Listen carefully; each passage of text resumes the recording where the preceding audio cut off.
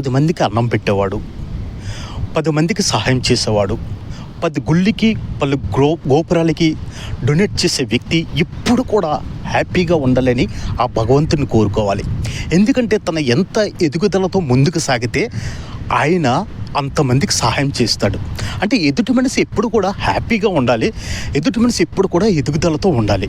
మనం ఎదుగుదల కాదు, 10 మందికి అన్నం పెట్టేవాడు, 10 మందికి సహాయం చేసేవాడు, గుళ్ళు గోపురాలకు డొనేట్ చేసే వ్యక్తిత్వం ఉన్న మనిషి ఎప్పుడు కూడా ఎదుగుతూ ముందుకు సాగితే మనకి ఎప్పటికైనా హెల్ప్ అవుతాడు.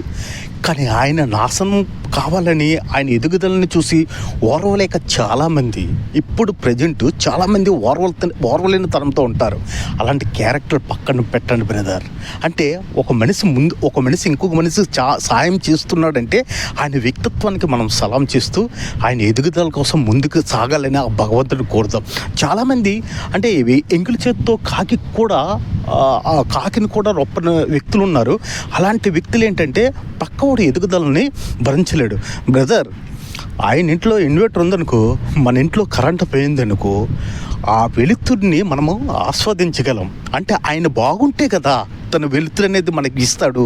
అందుకోసం పక్కవాడు ఎప్పుడు కూడా హ్యాపీగా ఉండాలని కోరుకుందాం. ఇట్లు మీ ధనంజయ్, నేటి ప్రపంచం.